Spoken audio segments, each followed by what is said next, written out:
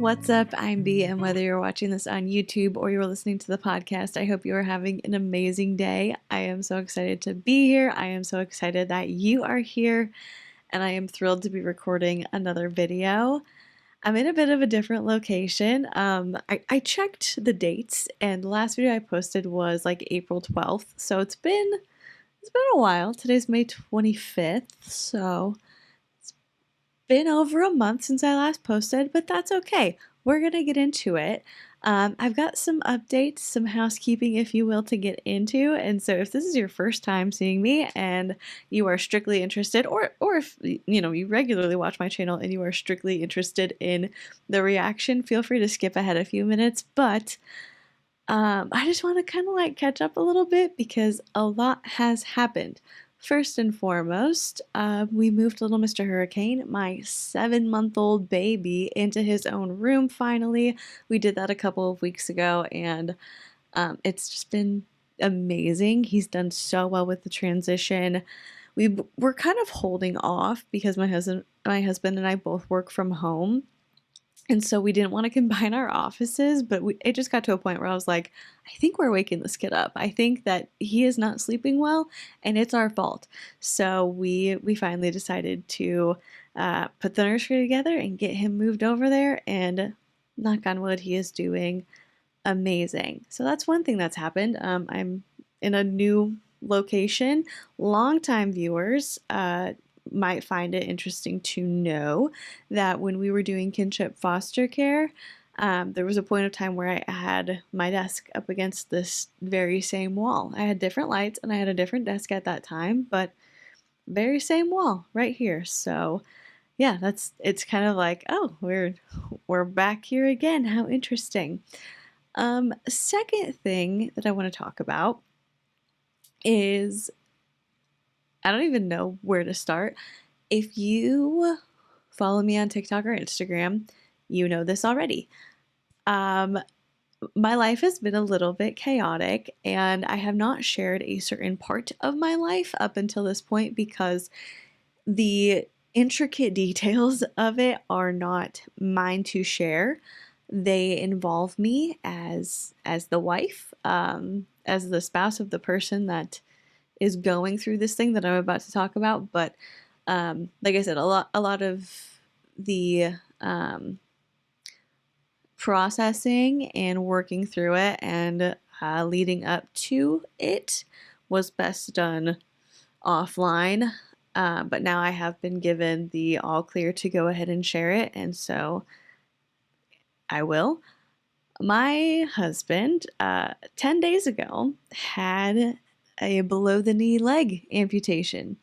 So we've been dealing with kind of a lot. The details are something that I am not going to get into at this time, but it's just something that we have been dealing with and working through for quite a while. And finally, on May 15th, he went in for the surgery, and he was in the hospital for a little bit longer than we were expecting him to be, but the surgeon was really pleased. Like, the entire team was pleased with how everything went. We are home now. He is recovering, and his attitude has just been so amazing. He is just approaching this with such courage and confidence, and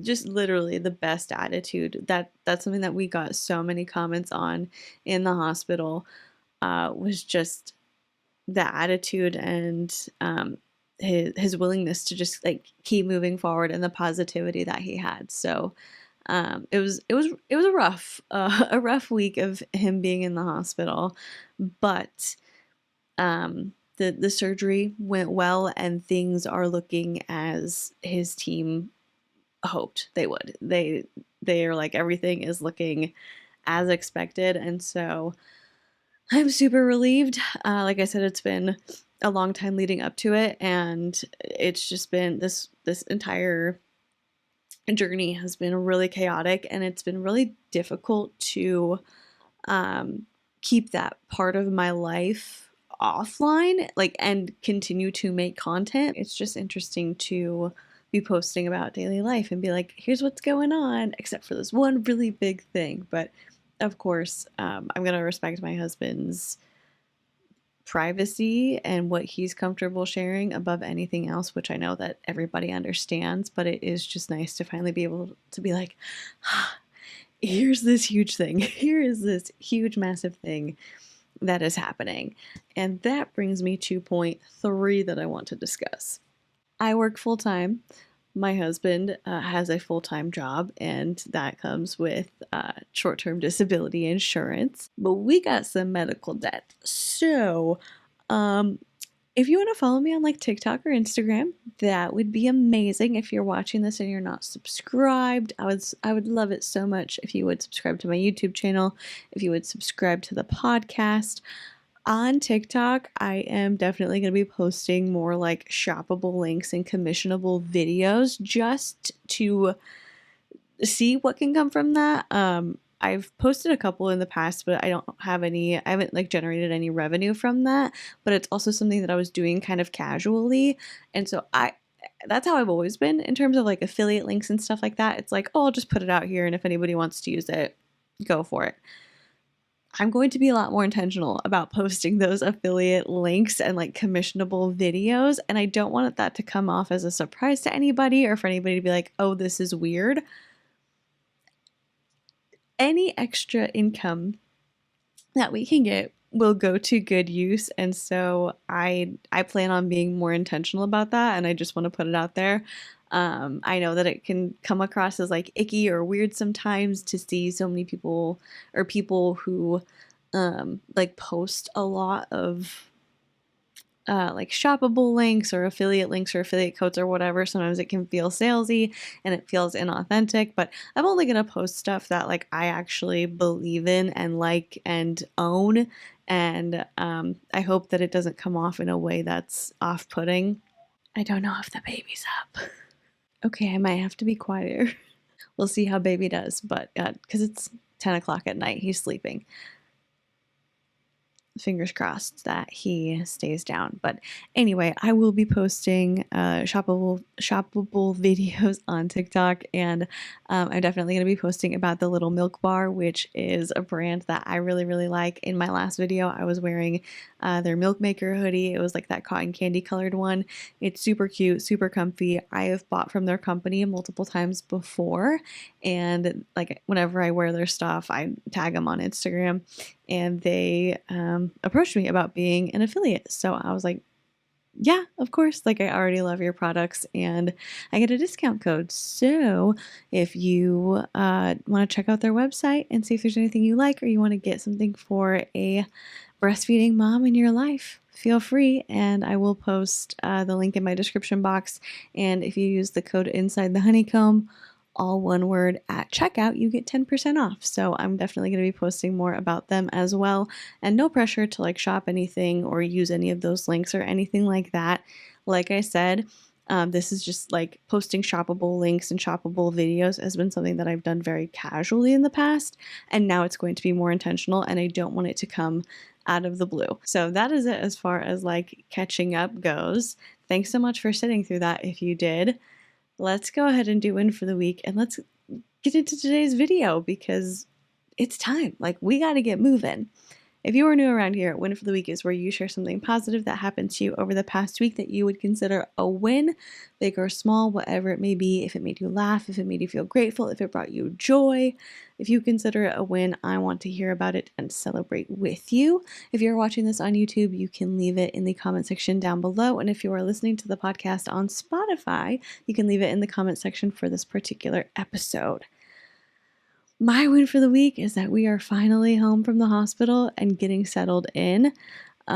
This has been just such a wild experience. It's something that like it's indescribable.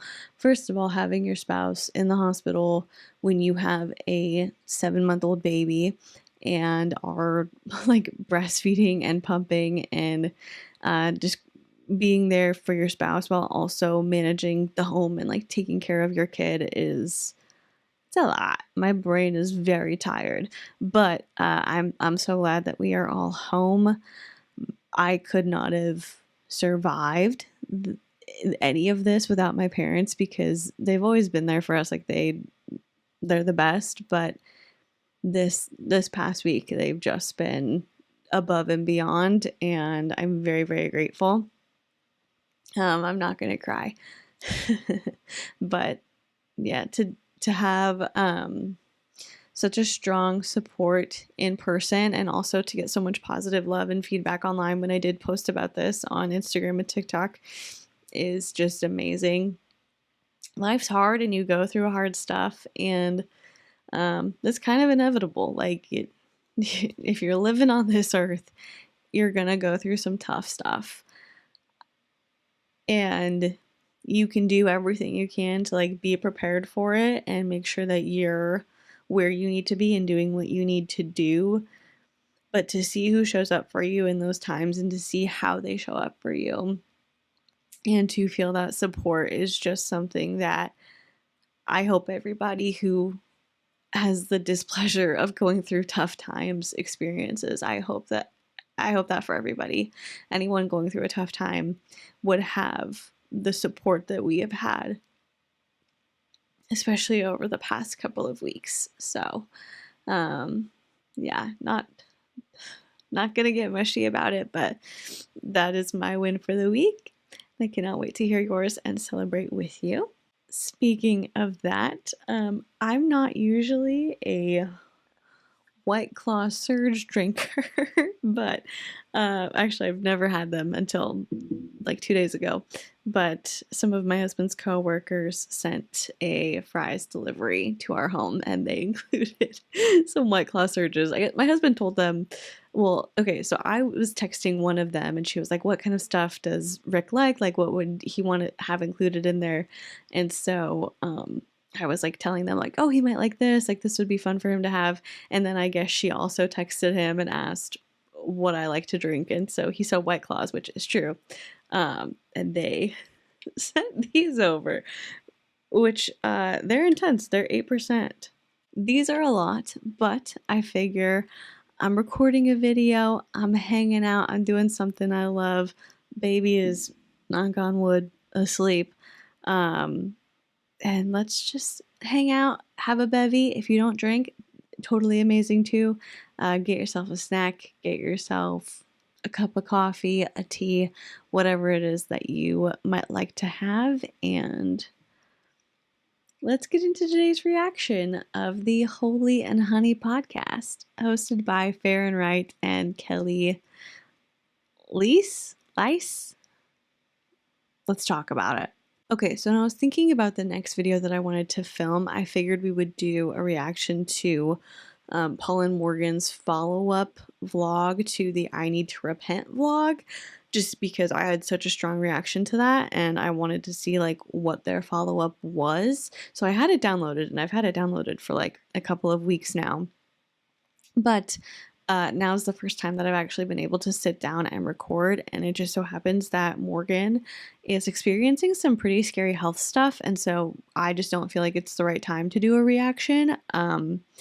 You know, I always try to be like respectful and contribute value to whoever's watching the video when I react to somebody, and so you know, like my motives are never anything mean or hateful or bad, but with the immediacy of what they're dealing with right now, I just don't feel like now's the time that I want to do a reaction to Paul and Morgan.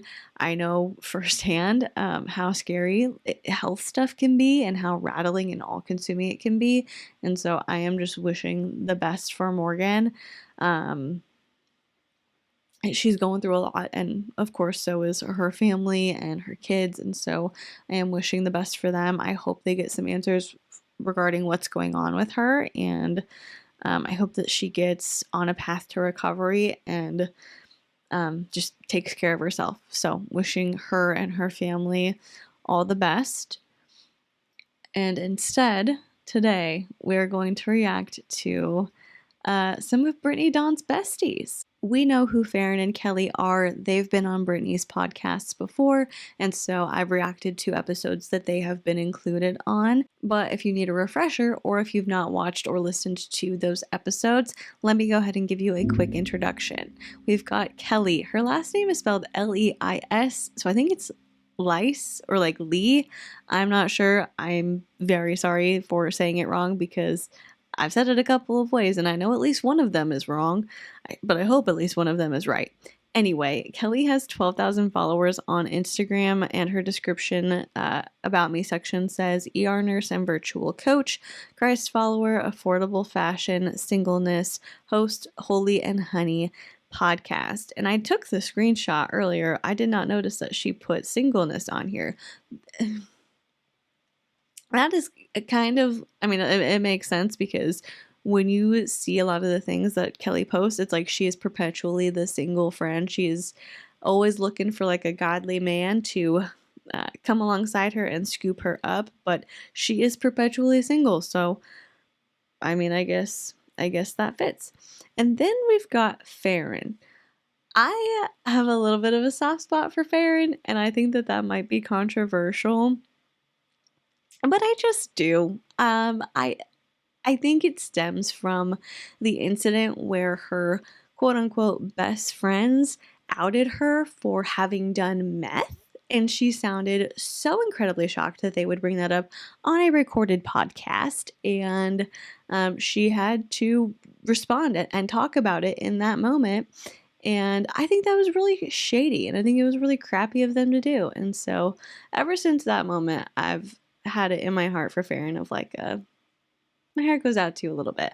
I think some of the things that she posts are excessive. I think some of them are unbiblical in certain aspects, but despite all that, I do have that soft spot for her so far from what I've seen.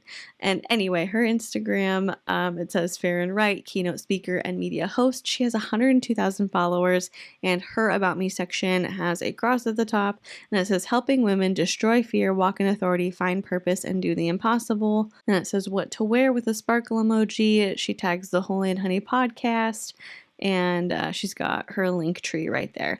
And something interesting is that she does have 102,000 followers, but I don't want to say they're fake or like they're bot, but her engagement doesn't indicate to me that she is someone who has 102,000 followers. So I'm wondering if maybe a couple of her reels went like really viral and people followed from that, or if maybe they followed her for other things in the past and then just never unfollowed. But she's got a really big following on Instagram, and doesn't have the engagement that you would expect to see of someone with that many followers. And also, I know that like follower accounts don't follow you from platform to platform. You kind of have to build yourself up on each platform that you decide to post content on. But I think it's interesting that she has 102,000 followers on Instagram, but significantly less on TikTok. She posts pretty regularly, and it looks like she cross posts most of her videos between Instagram and TikTok. Totally normal. I do that as well. But she has 197 followers on TikTok, and most of her videos are getting like between 30 and 50 views, it's just so interesting to me. But I think part of it might be that she manually reviews all of the comments that are left on her videos. Like if you click on one of her videos and you want to leave a comment, it says comments will be reviewed by creator. And so I'm wondering if that maybe impacts like the reach that TikTok is willing to give her videos. I'm not sure. I just thought it was interesting. Anyway, the two of them have a podcast together called Holy and Honey Podcast, and the about section of that on Spotify says, at Holy and Honey, we're about real, unfiltered conversations rooted in walking out our daily lives with Jesus. We believe that to live holy is to live set apart, embracing the joy, challenges, and transformative kindness that only He provides. Here we encourage each other right where we are to grow in grace and strength. Just as honey in Scripture symbolizes God's provision and abundance, we explore the sweetness and depth of a faith-filled life, discovering together what it means to be transformed by His love and live out His word in all we do. And just for statistics, for your own knowledge, on Spotify, their podcast has 14 reviews and 3.4 stars. I am sitting at a nice 4.8. Thank you so much to anyone who has rated my podcast. You're the best. You're amazing. Thank you so much. And I only know this because I saw that they had 3.4 and I was like, I wonder what mine's at. So anyway, I've been meaning to check out this podcast for a while, and I figured what better time than the present. We're going to react to one of their most recent episodes, and it's called Let's Talk About It. Real life, raw answers you didn't know you needed, Q&A part 1. Without any further ado, let's get into this. Hello, and welcome to the Holy and Honey podcast with your host, Hello. Kelly. And Farron. And today we are going to answer your questions. We put up a question box, and we wanted today just to be a fun Q&A. So let's get going. Let's go. The first question we have is... First question, is this recorded on a toaster? Why are your mics so bad? Does this get better? Good mics are like $30 on Amazon. Why does it sound like this? How do you know what God is calling you to do?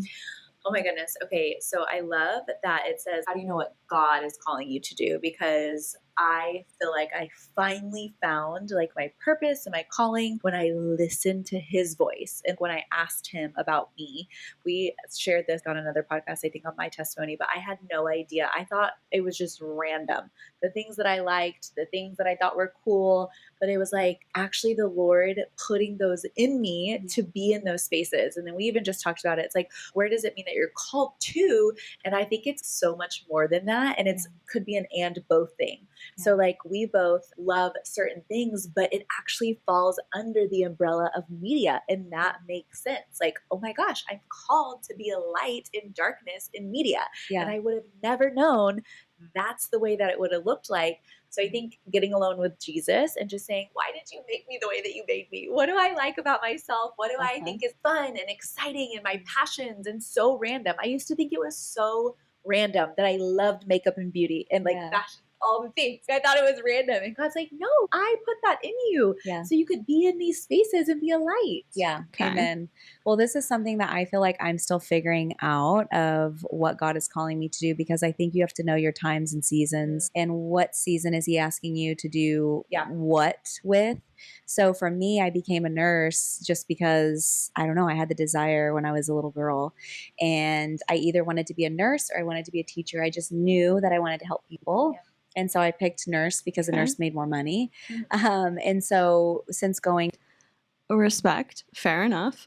I mean, if you're going to be a nurse, I would hope that it's something that you're passionate about and you're like, you want to do a good job, because people who need nurses are exceptionally vulnerable in most cases. But hey, you know, if you loved them both and you were passionate about them both, but you were like, I think I'm going to go with nursing for the money, I get it. To ministry school, I know that I have the gift of healing. And so I know that I'm supposed to be a light in the darkness, in a place where there are sick people, because it's one of the darkest places, I think, emergency room, people's darkest days. I just have always had a desire to nurture and love and care for and fix things that are broken. But now I'm learning who else is Kelly outside of being a nurse. That's so good. Yeah, because I know that's not just 100% who I'm called to be as just a nurse. I know there's other desires and passions that God's put in my heart. Yeah. So I've been on a journey the last year or two of like, okay, what have you created me to do other than that? I know I'm called to social media. I know I'm called to the health and fitness space, lots of things. So I'm still kind of figuring that out too. But just to piggyback off of what Farron said, the only way to know is to get alone with the Lord and say, okay, God, what have you created me to do? And what do I like? And just get you a blank sheet of paper and say, what are my desires? What are things that make me happy? What are things that spark joy and bring interest? And then really just pray and press into those things. And also, I think it's cool when you can ask people that know you and love you, be like, hey, what do you think I'm good at? Absolutely. I think that really helps. I think that helps so much. I love that. So another thing that just came up while you were talking is what? Okay, so they're kind of going with like a profession angle of this, of like, what is God calling you to do as a job? And I think that works for this question. I don't have an issue with them saying get alone with God and like ask, like just pray about it and spend time thinking about your passions, thinking about the things that you like, talking to God about where you want to go, and also reaching out to people who know you and care about you and asking them, like, what traits do you see that I have, or what do you think I'm good at, to figure out what it is that you should do in terms of like your job. Um, but the other thing I would say is look for, this isn't contradictory to what they're saying, but like look for opportunities that are around you. Look at the people that God has placed in your life. I would say look at different doors that might be open if you leaned into them, because I feel like you're gonna get answers there if you just kind of like look around and see what's going on in your periphery. You could have some pretty clear answers there as well, or you could have some options of things to lean into. I would also say making sure that you are spending time in the Word is so important. Reading your Bible is just something that I feel, I don't like, I feel very strongly about it. I feel that we need to read our Bibles more. As Christians, if you're not a Christian, I'm not telling you what to do, but as Christians, it's very easy to like let days go by without reading. And in turn, maybe you're not being as intentional in your faith. Maybe you're not listening as closely. Maybe you're not keeping an eye out for things that God is trying to tell you. And it like time just passes by so quickly.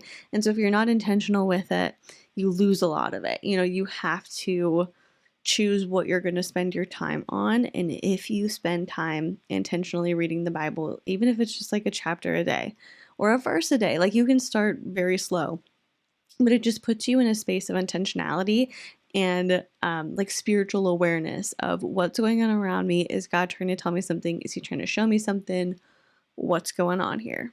What does the Bible say the kingdom of heaven is about? Like you said, healing, that is a part of it. And so it's like, oh my gosh, once you know that you're called to that in the kingdom, then it can actually be in any sphere of influence. It's like putting puzzle pieces together of just kind of like figuring out like, all of this makes sense because of this, and this makes sense because of this. And so same thing. I know because Jesus introduced me and my family to him through supernatural healing that I am called to healing. I'm called to give away what we've experienced. Yeah. And I would have had no idea that looked like for me.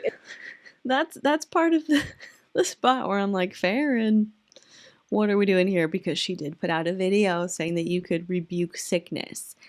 And anytime you like feel like you're getting a cold or your kids are getting sick, you say, go devil go, because it's a spiritual attack. And so you can avoid the common cold by screaming, go devil go.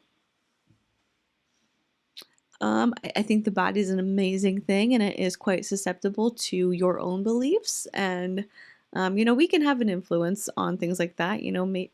Maybe if you're getting a little bit under the weather, you could be like, oh, I'm so sick, I feel awful, I feel horrible, I need to stay in bed for 5 days, and then your body responds in kind. Or you can say, like, I'm feeling a little bit sick, but I'm going to take an emergency, I'm going to make sure I eat some oranges, some fruits and veggies, and I'm going to be good because I'm going to kick this quick, and your body can respond to that as well. But to tell people like they're allowing themselves to get sick because they're spiritually weak is not exactly something I'm on board with personally. The church space, like what? And I got to see God's healing power for praying for people, and then even just wherever you are, if that's in a grocery store, if that's wherever, I think is so cool. So it's like you can take spiritual gift tests. Oh yeah, because to see where your spiritual gifts line, and then like that goes with your passions. It's not separate. It's like and both, and it will add up to exactly where you're called. Yeah, so you can take the spiritual gifting test, and then there's also personality tests. I forget, is it the Myers-Briggs? That's like a big one. And then if you don't think the Enneagram is demonic, which I still don't fully understand or know what I think about that. I know people that say it's incredible, and then other people that say that it's demonic. But if you look, how would it be demonic? I would love to know, because I've taken the Myers-Briggs, I've taken the Enneagram. I know some people who are super into the Enneagram.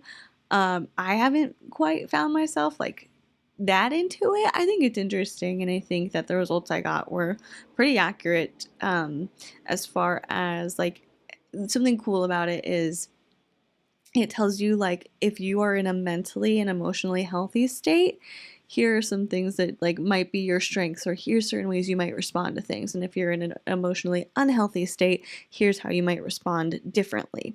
And so I think that that's kind of cool to see. And I think the test, like I said, was pretty accurate to how I perceive myself, but I don't know how it would be demonic. Because it's not like you, I don't know, like get a little bit of your blood and drop it on your computer and it tells you all about yourself. It's like you answer questions about yourself.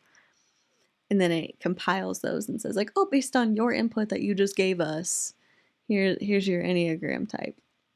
At it, it's essentially a personality test, so you can look and see what kind of lines up to your personality, and then what careers are actually good for your personality or your skill set type. Yeah. You know what I put into ChatGPT one time? What? I was trying to figure this out, and I was like, I don't understand. Writers, they write. Yes. And painters, they paint. And I was like, what do people that like just are good at talking do? And it literally said podcasting, a speaker. And I was like, duh. Wow. That was before any of this. Yeah. And I was like, Before any of what? Before the podcast? Because you've had keynote speaker in your bio for a long time. I don't know why I'm being so nitpicky about that. Yeah, Farron's like been a speaker for a long time. When did ChatGPT come out? Oh, November 30th, 2022. I don't think I've known about Farron for that long, so maybe I jumped the gun on that one. It didn't dawn on me that one of the things that God just naturally, like, some people are deathly afraid to talk to people, or they just don't enjoy it, like don't enjoy conversation. That is one of my most favorite things, is deep, in-depth conversation, and you're just sitting and exploring ideas and having new thoughts and revelation. It just makes me so excited. And then I love listening to other people's conversations. When you see somebody you admire get with somebody else who you admire, and you're like, they're having a conversation, I'm absolutely listening to that. So it's like it all adds up to what you were called to do. And then how you like extra know is God blesses it. God sends you a sign. You can see the fruit of it. Whenever you guys reach out to us and you tell us that like something helped you, or that it was an encouragement, or you had breakthrough, like, we love that. What? We love that. And so that's a sign that you are doing what you're supposed to be doing. Yeah. And I think too, we can complicate it. Yeah. There's so many things for us to be doing throughout our lifetime. So just be obedient with what he's asking you to do this day. Like he told Farron to take a speaking course or whatever, and she did it. And then years later, now she's getting asked to be in speaking engagements.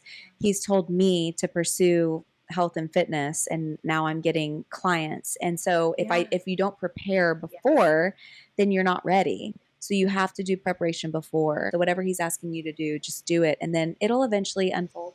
Absolutely. I think there is a quote by somebody that says, when an opportunity comes, it's too late to prepare. Yes. Did you post that the other day? Somebody did. I think I posted that, but I think Amy said that in our podcast too. Somebody said it, but true. It is true. I think I actually saw a reel too. It said, what are the things that you want to do? Like, do them now. So let's say you are going to be in like a media realm or whatever. It's like, or I think they used, like, you wrote a book and now you're going to be interviewed for it. Would you want to whiten your teeth to make sure that your teeth are whiter for like appearances or just like whatever? Yeah. And it's like, you do the things now, like when it hasn't happened yet, to prepare for the things when they do happen. Yeah. And that's kind of like partnering with prophecy, like any prophetic word, or it's like your step of faith, your seed of faith. Yes. I think it was Terry Savelle Floyd at her conference. Somebody said that it's too late to prepare, like once you're already getting opportunities or something like that. So if you guys want to grow in what would you say Terry does? She's just a cheerleader of your dreams. So if you want to grow in your dreams, follow her. We love her. She's amazing. Yes, we do love her. So these are kind of like similar questions. What if you feel unsure about your purpose or feel like you missed it? What if you feel late, lost, or like everyone else has it figured out? I feel like we kind of covered that in that. Oh gosh. And then what did the journey of discovering your calling look like? I think we went over that too. I mean, yeah, I still struggle with that. Being a nurse, being like, okay, well, I've been doing this for so long. Now it's too late for me to start over again. you know, Yeah, because that's I've already put my heart and soul and effort and finances into my craft of being a nurse, that now it's kind of too late to just have this midlife crisis of doing something different, you know? So It's I never too said, late.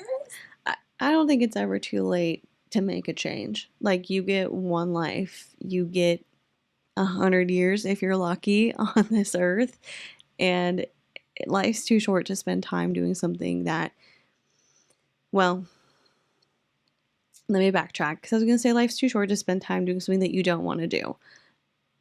Yes, I understand that sometimes you have to do things that you don't want to do. I understand that sometimes you have to take jobs that you might not like in order to pay the bills, and that's just a part of life. But that can be a temporary season. Doing something that you don't want to do can be temporary until you get to a spot where you have some breathing room to be able to think about a career change, if that's what you want to do. Or if you want to think about, like, okay, I'm going to keep this job because it's a job and it's stable income, but like, what am I passionate about? What can I do on the side? What can I do in my free time? It's never too late to do that. It's never too late to think about if you are happy with the things that you are doing, and make changes if you're not. You got this. The way that you see things, I'm like, no, it's the start of your life. Not Literally me. let it all go. No. It's going to be great. I'm like, that sounds great. I think if you go through nursing school and Yeah, you realize how hellacious it is, and then you realize the whole career, like, it's just starting back over. It's a lot. Yeah. So that's kind of where I see it. I worked as an accountant for an oil and gas company, and I literally was like, this is supernatural how I got this job. That was before we really knew Jesus, but I was like, only God could have done that. Yeah, I can't see you be doing that. I know. I totally was. And it was just like, I was like, how the heck did I get this job? I work in a building downtown. I have a parking permit pass thing. I'm in accounting. I do formulas, like all the stuff. So that was actually crazy, because when I kind of first met Theron, I was doing like injectable shots, you know, B12 and stuff, like shots like that at her little workplace in downtown Fort Worth. And we had just barely kind of like got to know each other or acquainted or something. Yeah. And she saw me, and you literally ran up to me and was like, oh my gosh, I'm thinking about going to SLS. Like, I don't know what I should do. I'm going to have to quit my job. And you were just kind of like frantic. And I remember being so still and so just at peace, being like, God is going to work it out for you. He's literally going to work it out for you. And then now look where we are. You went to ministry school. You quit your job. You took a step of faith. You had no idea what that was going to do. Zero. I mean, you thought it was going to end up in a full-time ministry position. I sure did. Once I knew that you did not have to be in the system of finding a good job and working 9 to 5 and having to be on somebody else's time and pay and like all these things, it's like the entrepreneurial spirit. Totally. I was like, what? I've never seen this before in my entire life. I've never had people to say that over you or show you a different way or any of that. So I was like, I'm never going back to that. I do like hearing more about how they met and like their past prior to meeting Brittany Dawn, because I don't know the details of it. It is hard to follow when you're blocked. But I feel like she kind of stepped into a friend group. From my perspective, it seemed like Kelly and Farron and Emma knew each other prior to meeting Brittany, and like she just kind of joined in, or maybe they got introduced somehow, and Brittany has the biggest platform, so they were like, hey girl, you want to be besties? But it is interesting to like hear about their past, pre-BD. I know. But I know. That's what we're trying to escape. I know. Even though God needs people in those 8 to 5s, 9 to 5s, like he needs people in shift work. Well, I think it would have been different if one of my passions was accounting, right? If my brain loved math, I would have gone and done that and then gone back to my job because I knew I was supposed to be there. Right. And so it's just so cool. He does literally whatever you are passionate about. He will put you in the spaces for you to be a light. Well, even if you're not passionate about something, there are seasons of sacrifice where he will ask you, go and be a daycare worker. And you're like, I don't want to do that. Yeah.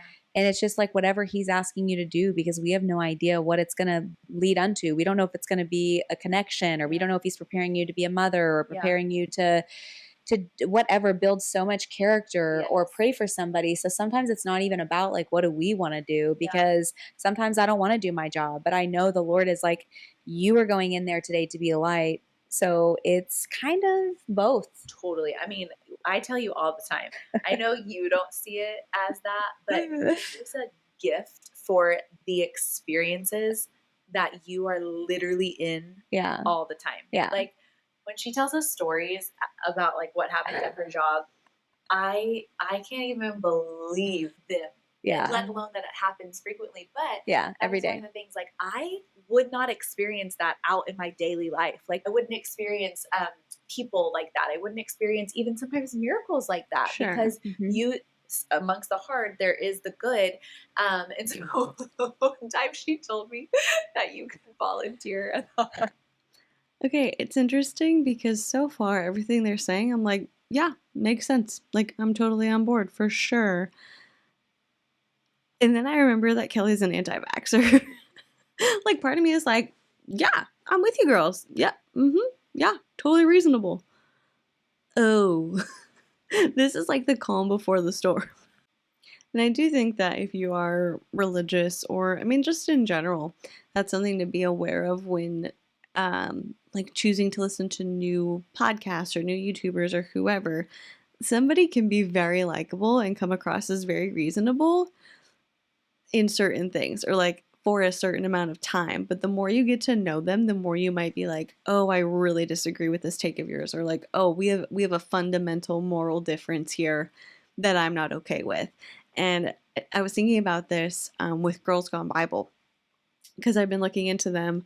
I've gotten a couple of comments of people wanting me to cover them on my channel, and they do all like really long podcasts. And so for me, because I'm not familiar with them and I'm not super acquainted with like what they talk about or what their views are, it would be hard for me to just pick like a random podcast episode and react to it because it might be nothing. Like there might not be anything really that I feel should be spoken about, or like maybe it would just be me agreeing with them on everything in that particular episode.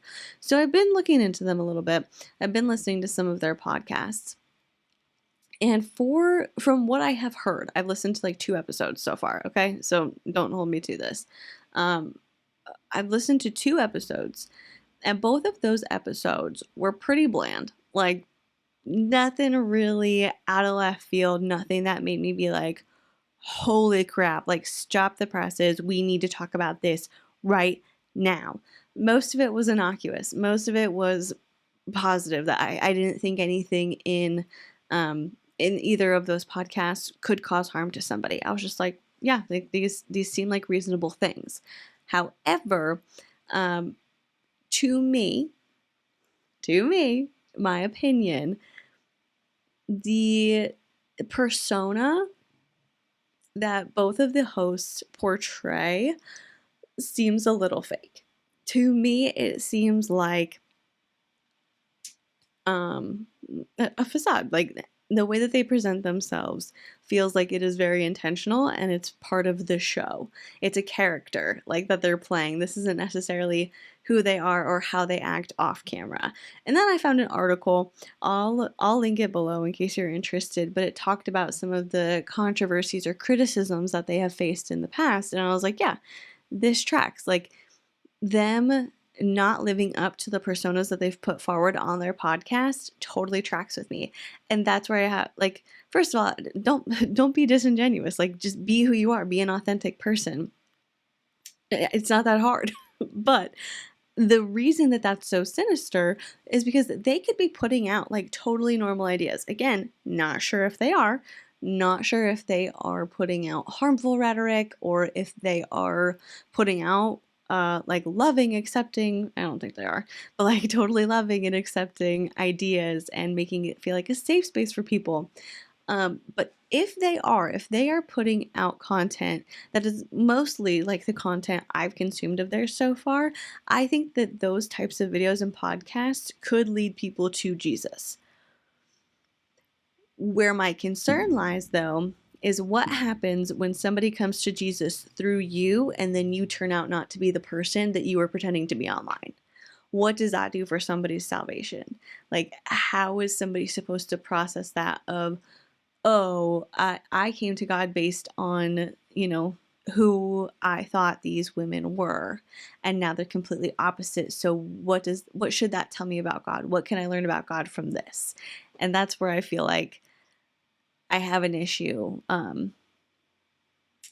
Like that's a concern that I have regarding their content, and then also now regarding Farron and Kelly, because all of this again is stuff that I would agree with. I don't have any pushback so far on the things that they have said.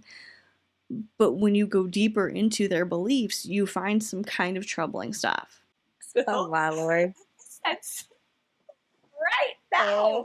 So that's on my to-do list. God doesn't necessarily tell me that, but I want to have some of those encounters of like crazy, but also like when God shows up and he's just wild.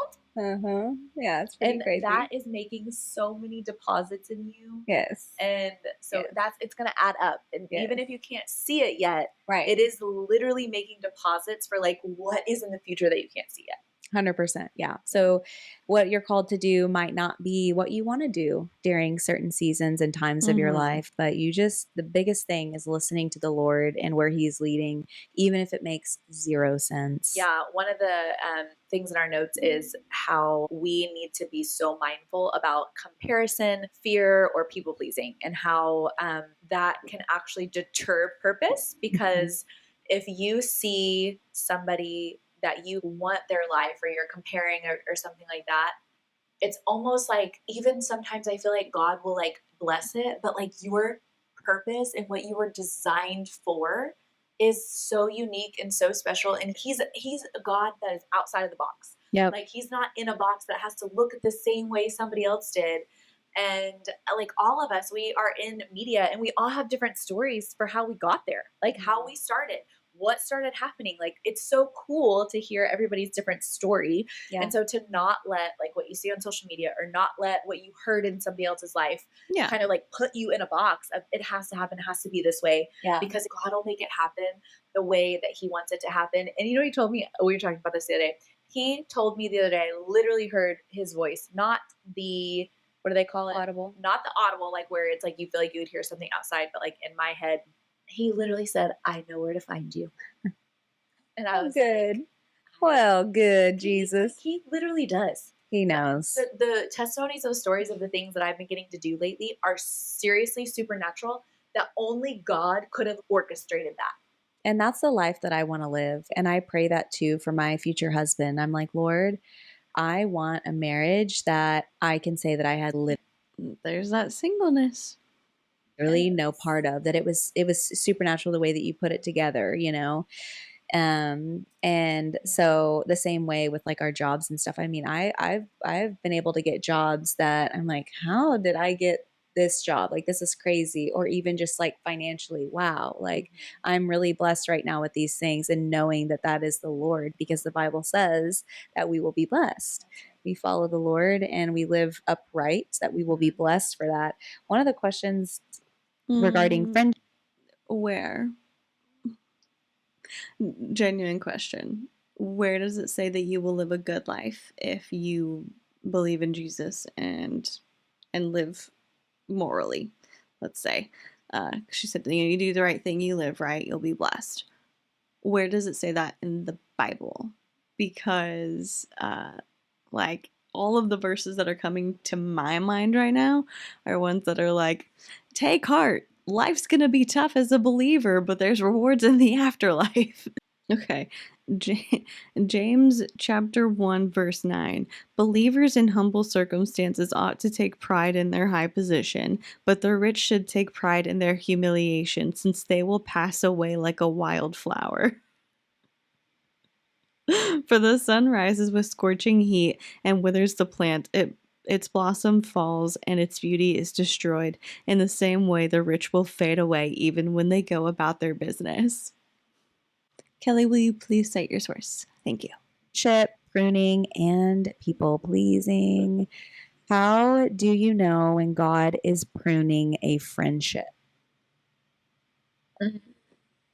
You know, I feel like sometimes it can be God, and then it can also be taking inventory on how you have been feeling in the friendship. If a friendship is causing you anxiety or causing you to just not want to be around them. Like there's so many things, or if you've even seen not healthy things in the friendship, if they're not Sure. aligning with you right now or even where you're going, then it might be time for the pruning. But obviously, it is hard in today's world because wherever you're at, it's like you want to have friendships that are equally yoked, and God will prune things out of your life that when you're not equally yoked. Like for the core people that you do life with, it's essential. Like he literally called us to be in fellowship with one another. And as we see like Jesus lead with his disciples, his close group of friends, he was saying this is a good way to live among each other. And then the whole point was to go out and tell the world, tell them how we're doing this, tell them all the things. And so when you're wondering if God is pruning a friendship, are they a friend of the Bible? Like, do they do things in the Bible? Do they lead by example? Do they lead in wisdom? Are they a safe place? There's so much about how the Bible tells us how to be a friend. Yeah. Do they love Jesus? And do they love and champion you in everything that he's called you to do? Yeah. And I feel like there are some people who maybe isn't in that close-knit friends that it's like, I can go have coffee with them, but your group of friends need to be in this space where it's equally yoked. Yeah.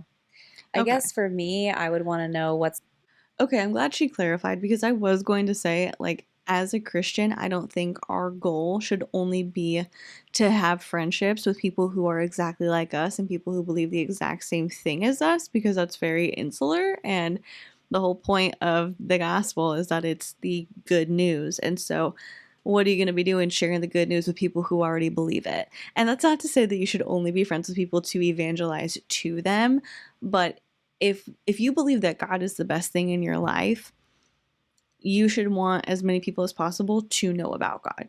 Like, so you should be open to friendships with people. Again, not specifically for the purpose of evangelizing to them, but just to build relationship with them and to have mutually beneficial relationships and to be a positive influence and a presence in other people's lives. And so for me, I was like, I don't think you should limit your friendships to just people who are Christians or people who believe exactly like you, because there are people who are atheist, agnostic, belong to any other religion in the world who can be amazing people that you would benefit from having in your life. And it would be really like a shame to miss out on great relationships with good people because you're searching for that one criteria of we believe the same. However, I do agree that like your closest core group of people, the people that you're going to seek advice from, the people that you're going to go to for guidance and for encouragement, it's probably a good idea if they do believe the same thing as you, because then they can encourage you in a way that resonates with you and that matches your shared value. So again, another thing where I'm like, okay, yeah, I'm with you. We're good. the context of what do you mean by pruning, because you're specifically asking this for a reason. So pruning is cutting something off that did bear fruit, cut it off so that it can bear more fruit. So are you asking just cutting friends out of your life completely or cutting them out of your life for a season? I have had so many relationships that God has taken from me and that God has said, hey, this is not a friendship that you're supposed to be walking in right now. Or out of the love and mercy of God, him kind of just take a friend away, which pruning just sounds so harsh. So I'm like, I don't like that. But have him take a friend away because I personally was leaning on them too much spiritually. He's actually just revealed that to me about one of my dear friends. So, I mean, God, have your way. His ways are higher. It doesn't have to be that maybe they're just not a good friend, or maybe they didn't love you, or maybe they didn't support you, or maybe they're not spiritually yoked, or maybe they're living in sin and you're not. But for me, it's very painful, and I'm sorry you're having to walk through that, but that I just know is a part of life. The Bible says that he gives and he takes away. Yeah. And we can ask him questions all day long, but we're not always going to have answers. So losing friendships is painful, but I think it's always an opportunity to run to the Lord and be like, okay, Jesus, what's going on here? Is my flesh not liking what's going on in this person?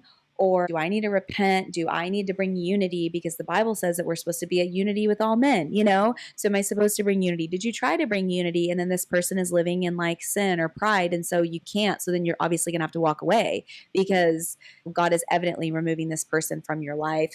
I think that's a very large question and it has many different answers. But the initial question was, how do you know when he's pruning a friendship?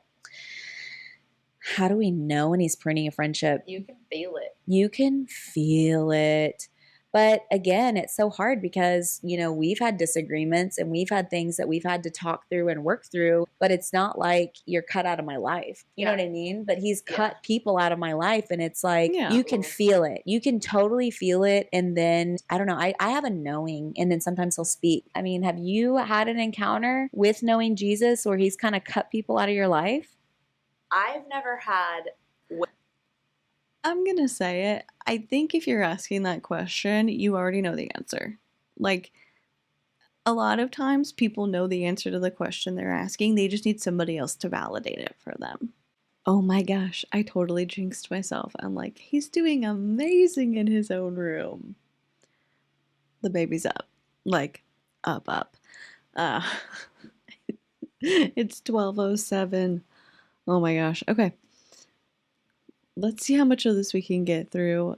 Baby is up, but he is with Rick. Where I've like heard his voice saying like, you need to step away from this friendship. I have seen how he moves and I do trust that that is like his way of, if we were really close to people and like nothing like really happened, but it just all of a sudden we weren't doing some of the close things that we were doing before. So that's a little bit different too, because I've only been walking like truly with Jesus 4 years. And so the first 2 years we had no friends. Our old friends, they completely just stopped talking to us. And that was really painful.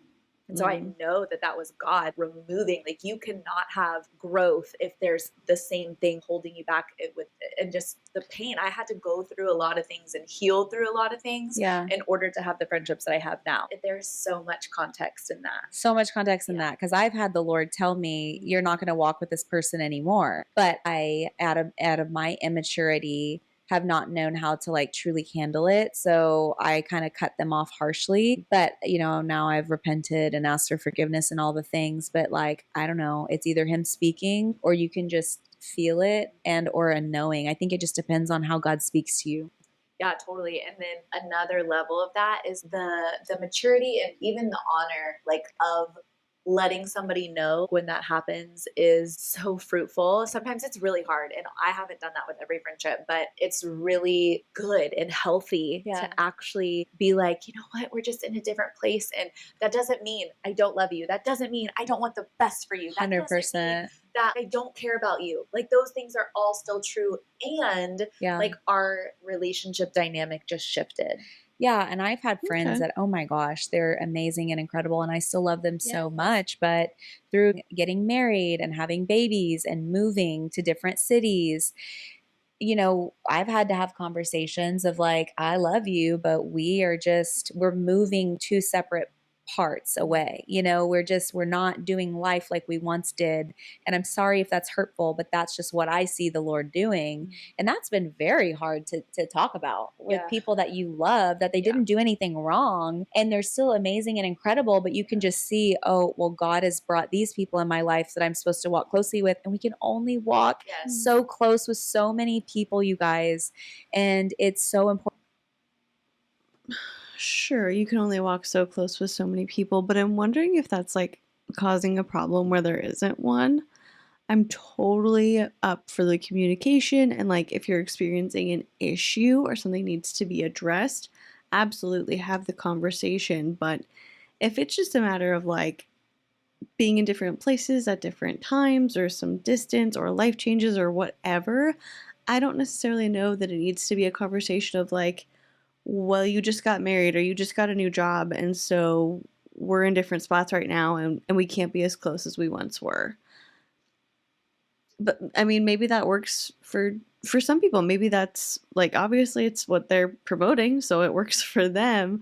I guess the way I approach my friendships, it's just a little bit different where like the expectation, I guess, of every single day closeness isn't there. It's like with the majority of my friendships, we're not necessarily going to talk every day. We're not going to hang out every weekend, but we're there for the big stuff, or we check in when we can. Like we all have our own lives and things that we're doing. So I just don't have the expectation of my closest friends are people that I'm going to be talking to all the time. So when something changes, there needs to be a conversation. Like I don't have that need in my relationships. So just, I guess, just a different approach on friendships. Right, to pray and ask Jesus, who am I to give more of my time and my energy with? Who am I to really pray with and fast with? Who are the people that you really want me to be doing life with? One of my friends said that they do a vision time and like all this stuff with the Lord at the beginning of the year, and they bring everything before the Lord. I think she said she had a workbook thing that you work through, but one of the topics is friendships. Wow. And so it's like bringing your friendships. She does it every year. That's awesome. Bringing your friendships before the Lord in a prayer time and saying, God, where do these friendships lie? Like, do you still want me to pursue these friendships? Yeah. Taking that inventory of, I'm giving my time, I'm giving my heart, I'm giving so much of me to this friendship, which is how it should be. Yes. You should pursue your friendship. 100%. Yeah. Because it's so beautiful to have family in friends, especially if you don't have that. And so, and the way that you get to be there for each other and celebrate each other and pray for each other. Oh my gosh. It's such a gift. Such a gift. So she said that at the beginning of the year, they literally say, Lord, what friendships are you still calling me to? And then she's sometimes heard, and sometimes she doesn't know why, that the Lord was like, actually, I don't want you to pursue this friend group anymore or this friendship. And so it's like, it could be so painful, which is the next question. And he doesn't even sometimes give you a reason. No. And maybe he does, maybe like we were just saying, there is no bad reason. It's just when you truly do surrender everything to the Lord and you are bringing things before him, he's going to have an answer. Yeah. And that's where when you trust that his ways are higher than your ways. Yes. You might not always understand why. And that is one of the most powerful things about surrender. Oh my gosh. Yeah. Surrender. And then when I think about that, I just think about the book of Job. You know, it's just like, we might not have answers. I think it's okay to ask God questions because it provokes intimacy. But again, at the end of the day, he's God. We are not. His ways are not our ways. If he says to do something, we just do it. And we try to do it as loving and honoring as we can. But of course, we're going to mess up. I've messed up so many times. The next question, which we are basically walking into, is how do you grieve friendships that didn't grow with you? Hard. Painfully with Jesus, as open and as honestly as you can be. Like, Jesus, this sucks. I love this friend, and this friend just, oh my gosh, I had one friend loved so much, and I was so on fire. And this friend was such a blessing. We had so much fun together, but I was literally going like towards Jesus as fast as I could. And this person just wasn't, and didn't really like to do all the things that I like to do, the worship nights and, you know, all of the things that I did. And I was seeing her do things that didn't necessarily align with what God was asking me to do in that season. Yeah. And it was so painful. I mean, and we ended it very immaturely, but yeah, it's painful. And you just give it to the Lord and you bless them and you just say, Jesus, help heal my heart. Help me with new friends. I mean, what else do you do? You live and you learn.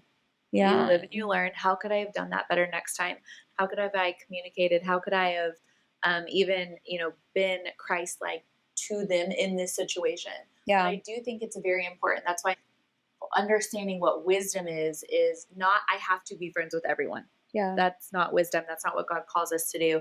And so just taking it before him, and it does suck, especially when you really connect with somebody and then it's not going to go any further, or you maybe wanted more from them. We talk about this all the time. Like, expectations are set so high, and then expectations fall short. And there's just so much that to encounter with the Lord and bring that all to him, because if there is anything giving you in your head lies about, well, they were just this, or there was any offense building up. Like, that's not from the Lord. And No. so Oh my gosh. just to take that to him too and say, hey, Lord, this is what was happening. And I really do love when he gives me perspective about things. Yeah. But it's still okay if you're not moving towards the same thing with specific people, because he will bring you the people that you are supposed to do things with. And when he does that, it's like, it's this community, it's this life, it's for your callings, it's for purpose, it's for businesses. Like, it's so much more than you could even imagine than, you know, just like having somebody that you connect with to go to coffee with. Yeah. And to just truly answer the question, how do you grieve? How do you grieve?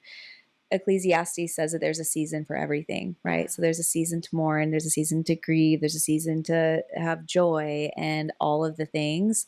And so, like, go through that process. Don't just be like, okay, I'm done, I'm over it. You know, take it to the Lord for as long as it will take you to truly have him heal that space. Because some of these people, you've birthed their kids with them, you've went to school with them, you've done businesses, you've done so many amazing monumental moments. And if God is saying, hey, this friendship, this season is done for right now, that is very painful. So definitely do grieve. Don't shove it down. Don't try to self-protect it and say it's all fine. So I think you have to learn, Jesus, what does me grieving this one thing look like, and how long should it take? And please do it supernaturally and quick, because grief is hard, but it comes and goes. It does. Grief is hard. I was really trying to think of how I would answer this. And I guess I don't know. I haven't had like a friendship fallout in probably 10 years. I mean, there are certainly people who I used to be really close with or used to spend a lot more time with that I don't necessarily spend that time with anymore. But the last time I had a friendship that like ended was a long time ago. Friendships shift, they morph, they mold. They kind of like adapt to the phase of life that you are in. And maybe you're going to lose contact with somebody. I guess I'm just trying to think of like the last friendship I had, or the most recent friendship I had that would have ended, that I would have had to like grieve or mourn. And I'm thinking of one from, I mean, quite a while ago, probably 5 years ago, but the friendship, I mean, I'm not in contact with this person anymore, but nothing bad happened. Basically, we used to live in the same town, and then I moved away, and we just didn't keep in touch as much. And if I saw this person or if they texted me, I would be super happy to see them and like thrilled to hear from them. But we were kind of like they were talking about friends in a season. We're not in that season of friendship right now. And so I do get the feeling of like, man, I missed that friendship, or I wish that friendship would have been easier to maintain. But I think if you're self-reflective, you can come to your own conclusions of now's just not the right time for this friendship. Or this friendship was really close at one point. Going forward, it doesn't feel right for it to be that close, or like it doesn't feel natural. It feels like it's being forced. And you can be aware of those things, and I think that helps with the acceptance and like moving on of a friendship not being how you would necessarily want it to be. In any way you look at it, and then it's kind of just going back to that surrender. Yep. I have to trust you. Yep. Surrender is I trust you even when I don't understand. Yep. 1000%. Another question says, what does healthy accountability in friendship look like, especially during waiting seasons? Ooh, I love it. I love it. Well, first, I think that you have to be mature and ask for it. I think that you have to have such a good awareness and maturity, and being like, okay, I'm in the waiting season. I want you to tell me if there's anything that you see in me that is not holy, that is not bringing me closer to the Lord, anything in me that is compromising, or any sin that you might see, any red flags that, because, you know, you've got the love goggles on when you're in the waiting season, when you actually do go on dates and meet guys and stuff. So for me, I am blessed because my friends are amazing. They're not judgmental, but they're also not going to just let me sit and live in compromise or sin. And so that's very important, is finding and asking Jesus for those people that will love you through it and listen to you to all a million things that you come to them about. And when then you ask them, location. track your location.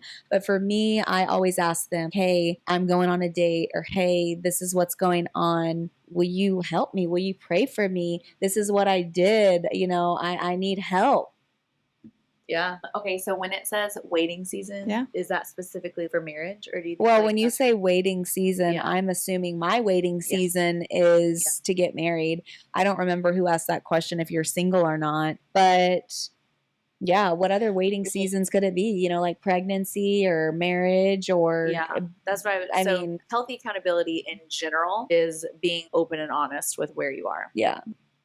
I guess the question makes sense if you're thinking about it in the context of dating and marriage, of like being held accountable in a waiting season, I guess, of like making sure that the person isn't getting not like blinded by love, but maybe ignoring red flags because they are infatuated with somebody, or because they just want a relationship so badly they're willing to compromise on what they want in the long term for the satisfaction that they're going to get now.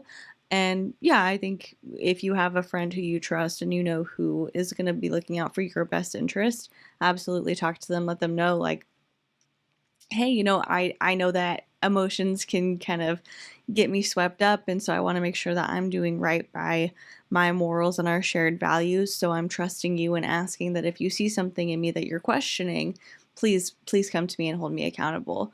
I think that makes sense for faith-based friendships. The way that the question is phrased, it would make sense to me that it's about dating, because like I said, it's about being accountable in a waiting season, unless that person meant like staying true to your faith, in the sense that even if you're waiting for the answer to a prayer, even if you are in a season where God is telling you no, even if that time never changes and the thing that you're asking for is a no for forever, like, how do you stay true to your faith in the face of not getting what you want? That could also be something where you talk to a friend and you just say, hey, I'm struggling with this and I want to remain strong in my faith, but I'm feeling very discouraged. Can you just kind of keep an eye on me? Can you check on me? I think that also makes sense. It's easy to proclaim and live by your values when things are going well, or when you're getting the answers that you want. But when you go through a prolonged period of struggling, it's something where you have to be more intentional. Like, you have to be intentional about God is still good, even when the answer is no, even when I don't get what I want, even when I'm struggling, God is still good. And when you're in those periods of waiting, or when you're not getting the answer that you want, it can be easy, if you don't have strong roots in your own faith, to stay faithful and to stay in integrity. But it is going to be easier if you have people around you who are of the same faith, who can encourage you and can, kind of snap you back if maybe you get in the mindset of like, God's punishing me, or God's keeping this from me, or God's not listening, he's not answering my prayer. You can have that person who comes alongside you and can gently help you kind of shift your perspective. And because you know them and you trust them and you know that they love you and they're looking out for your best interest, it can have a positive outcome. So people can't help if they don't have all of the information, if you will. So if we didn't know some of the things that, not necessarily like our struggles, but... Well, girl, why are you doing a social media Q&A then? Why are you going to lecture her and be like, we can't give you an answer if we don't know all the details? You probably did the Q&A on Instagram, where there's like a character limit in that little box. Don't lecture them for utilizing the tools that you provided them.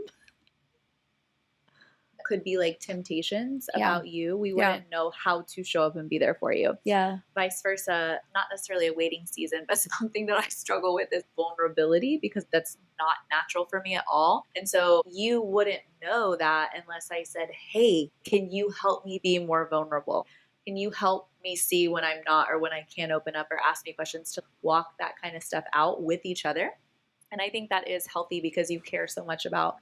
Maybe I misunderstood and she's just talking about like friendships and holding people accountable in general. But the way she started it out, it really seemed like she was talking to that person who asked that question.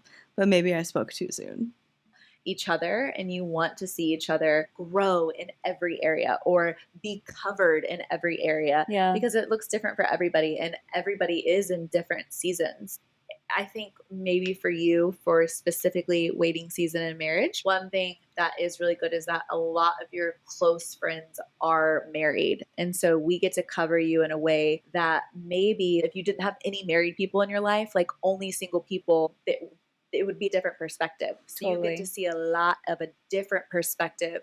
And so you know what like a healthy marriage looks like. You know what all of the things that you're wanting, and how to kind of like not fall into temptation. If it was different and you're listening to all your girlfriends and they're like, oh, I slept with my boyfriend last night, or oh, I had a one night stand, it would be easier to just be like, oh, well, that's just normal, or that's just.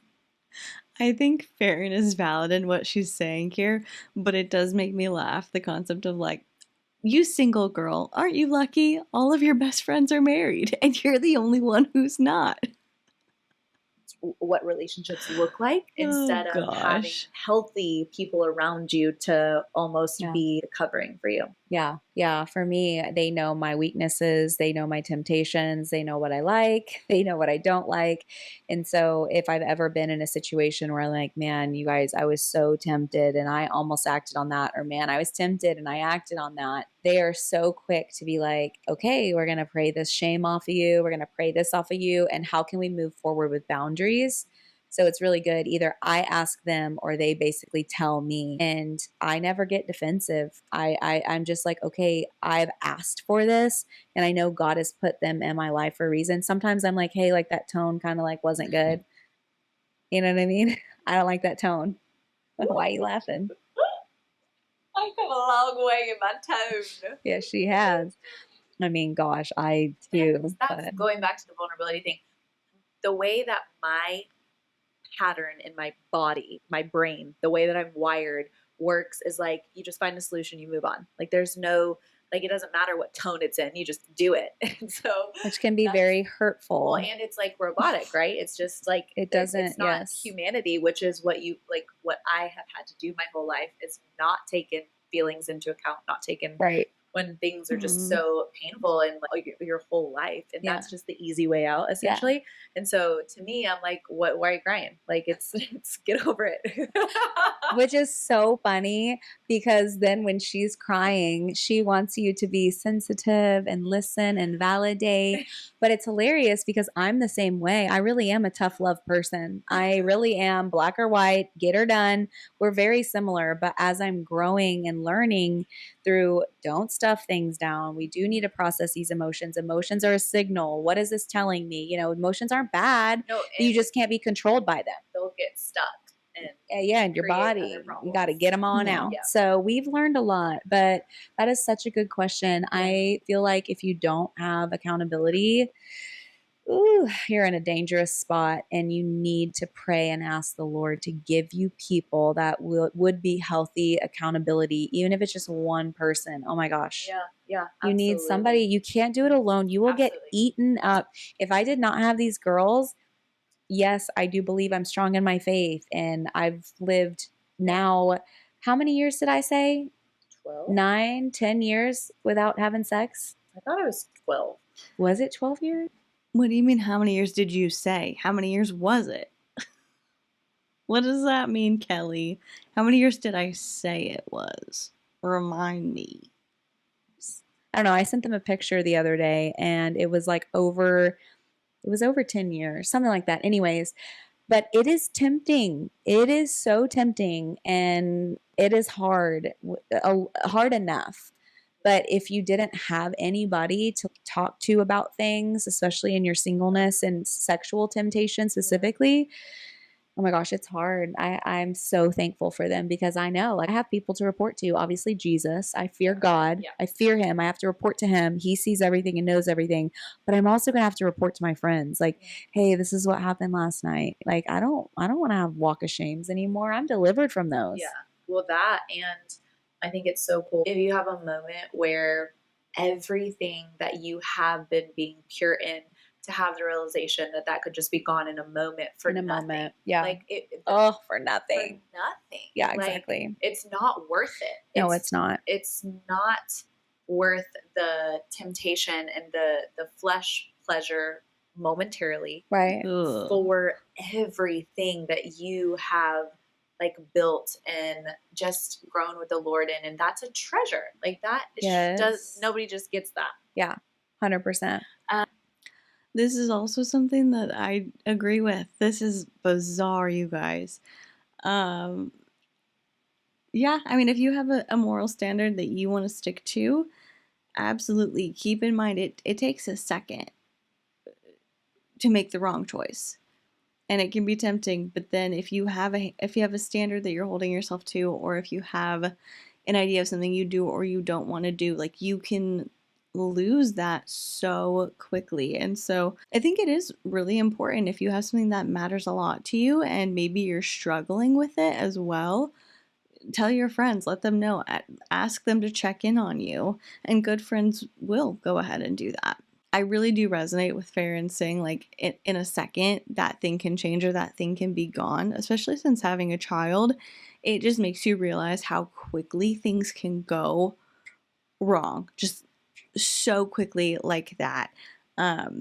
You do everything to, like, keep your kids safe. You want to take the best care of them. You want to do absolutely everything right by them. But when you are fully responsible for the life of another human being, it does kind of put you on an amped up level of reality where you're like, I have to watch every move because one wrong thing could result in a tragedy. And so it just kind of makes you, like, hyper aware of that. And I know this is a different context than what they're talking about, but I resonated with what Farron said, or what Farron said resonated with me. I recognized what she was saying, and I was like, yeah, I get you. Okay, how do you stop people pleasing without feeling guilty? Ooh, practice. Lord. Practice. Wow, that is a good question, and that is a deep-rooted issue of people pleasing. That is something that only Jesus can set you free from and heal you from. I don't know. I don't really think I struggle too much with people pleasing. I know I do in certain ways, probably, but I think it's, so for me, how do you stop people pleasing without feeling guilty? First off, guilt isn't from the Lord. Well, yeah, absolutely. Guilt and shame. Guilt is not. I think there's like different phases. So if you are stricken with anxiety because you are thinking about what other people are thinking about, and it's like controlling your mind, having all these thoughts, and it's a lot going on, chaos, then the Lord can set you free from that and break that off of you, and allow you to know that that is not how He created you to operate. So what I think now, not necessarily people pleasing, but I think we can always ask ourselves, why am I doing what I'm doing? Oh my gosh, 100%. You have to become curious as to why you want to people please. Yes. Why? And when? When do you people please? And why? Ask all about yourself. Ask yourself about yourself. Sit, journal, write, think about it. And ask the Lord. And ask both. Yeah. So you're being aware. One of the most powerful things that you can do is be aware. Totally. When are you people pleasing? When do you do it the most? When do you feel anxiety about people pleasing? Yes. And then really, I think writing it down would really help, because then you can see patterns of when that happens and connect some dots. But it's so interesting, the deep things in there that you don't even know are there. Yeah. So because I did not have time management, and I always wanted to do the fun thing and wasn't focused on everything that God has called me to do, I wasn't being a good steward because I was people pleasing. And I didn't even know that. And so now, if somebody asks me, hey, can we hang out? I literally have to look at my entire schedule. I have to look at when I'm already going to be away from my household. So much more goes into that. And I think I was having thoughts of, oh my gosh, well, what if they hang out without me? And then what if their relationship's deeper and mine doesn't? And like all these things. And I had to be aware of that is not my job. And honestly, that's the enemy making you think all these things that are probably not true. Totally. For you to be mature and just at peace and not worry about what other people are doing, but truly what is best for you? Yeah. What is best for your family? What is best? The thing that Farron just described sounds more like fear of missing out to me than people pleasing, because she wants to say yes, but she doesn't want to say yes because she's afraid of that other person being mad at her. She wants to say yes because she wants to be included and she doesn't want to miss out. And maybe that's an element of people pleasing, of like wanting to be there, wanting the friendship to get better. And she is kind of elaborating now of like what's best for you and what's best for your family. But for me, as I'm going to be optimistic here, a former people pleaser, I did it for two reasons. The first reason is because I want to peacekeep. I don't want there to be conflict. I don't want there to be an issue. So if I have to bite the bullet, if I have to put my want aside and say yes to you or whatever it is you need, or align with your idea instead of mine, yep, I'm going to do it because I want to keep the peace. Second reason, I don't want anybody to be mad at me, and I want you to see me as competent and capable. You want something done? Yep, I can do it. You need a favor? I'm there. You need me to stay late? Yeah, absolutely. Will do. I don't really see myself as a people pleaser now. I do still like to keep the peace, and I like to be seen as a competent, capable person. And so I'm definitely aware of that. But a question that really helped me was, if somebody asks me to do something or they want me to do something and I say no, what's the worst that could happen? And like thinking about that and being realistic about it is really helpful. And being okay with disappointing people is also something that you have to get comfortable with if you want to kick your people pleasing habit, because if you are going to make a choice that's right for you as opposed to the choice that somebody else wants you to make, they are going to be disappointed. And that's okay. Like, they are going to be rightfully disappointed because they wanted one thing to happen and now that thing is not happening. And just because it's valid doesn't mean you have to take it on and you have to internalize it and like do something to fix it. But you got to be aware of it. You got to say, hey, like if I say no to this thing, that person's going to be upset or they're going to be disappointed or they're going to have a negative thought about me. And I'm going to be okay with that. And it's really, really difficult to get to a point where that's where you're at. But I think if you practice a little bit, like little by little, you can get to that place where you are comfortable and you're not as much of a people pleaser as you may once have been.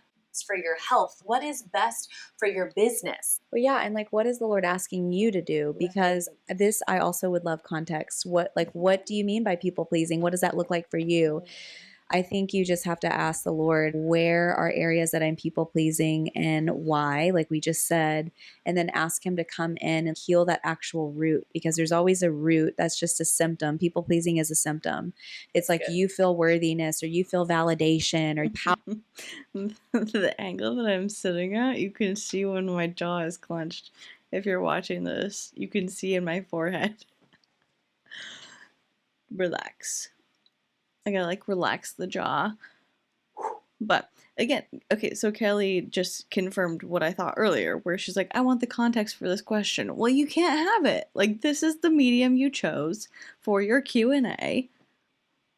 You're not going to get the full context of anything. You just got to take the general question and do the best you can with your answer. Powerful, or you feel in control, or whatever, whenever you're people pleasing, you know? So we should never feel guilt. The guilt and shame is from the devil. So anytime that you do feel that way, like, Jesus, take this from me. Why do I feel this? I don't want this anymore. This is not my portion. I am to be free. Who the Son sets free is free indeed. But I think you just have to do a deep dive, Because is it like people pleasing on social media? Do you just show up and post whatever you think everybody else should post, and you're just having all this anxiety of like, what are they going to like and what are they going to want? Like that has to die. That literally has to die. Realms of There's people pleasing. so many realms. Yeah. So it's like that. You just ask the Lord, hey, what am I supposed to Okay. post today? I don't care what these people think. Or like sometimes at work, do you feel insecure if you don't people please and don't have everybody at work like you or love you? Honey, I have learned not everybody's going to like you or love you. And you cannot people please your way into having these people like you. Yeah. So that, like, why? Why do you need validation from people at work? Because the only validation you truly need is love and acceptance from Jesus. And then if you have friends, core friends in your life, like that's it. I know these people know me and love me, and I'm known and loved by them. And I know that Jesus knows and loves me, and I'm known and loved by them. Not everybody has to love me, so I don't need to people please my way into that. Or like your mother-in-law. You feel like you have to people please your mother-in-law or your parents. All that stuff is probably generational, and you need to ask the Lord to break that and cut that off of you, because that is not your portion. You are to live free, and whatever Jesus is asking you to do, that's what you should do. So that's a loaded question. I would love the context. We love context. It never feel like you write Not us gonna too happen. much. Never. We love it. We really love it. I think one of the things that I was thinking of too is like in friendships. Yeah. Are you giving away yourself too much? Are you always answering the phone when people call? Are you Oh, always, 100%. Yes. Are you always the first one to text back because you can't, like, you don't want them to feel like you're missing something or all the Oh, things? yeah. Yeah. Be free. But that's good. That's good, because that's something that people might not know is people pleasing. Oh, yeah.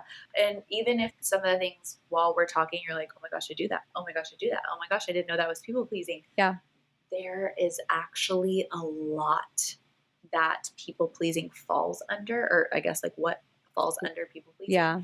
And it is that those moments of when you feel like you have to do something because of what somebody else will think, do, say, react, any of those things. And Sure. so whenever you're feeling that, especially when you do not feel peace and you're like, oh my gosh, like I have to text this person back, or I have to talk to them, or they're not going to be okay, or just like all of this. Whoa. They're going to be just fine. Give them to Jesus. Yes.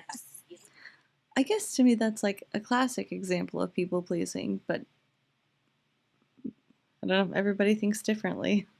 They're not my problem. I cannot carry all these people in all of these scenarios. And I think that's the best advice is why am Also irrelevant, but where is Kelly from? Because this accent is coming in and out at a whim, you know, at a second's notice. Suddenly we're leaning real heavy into it.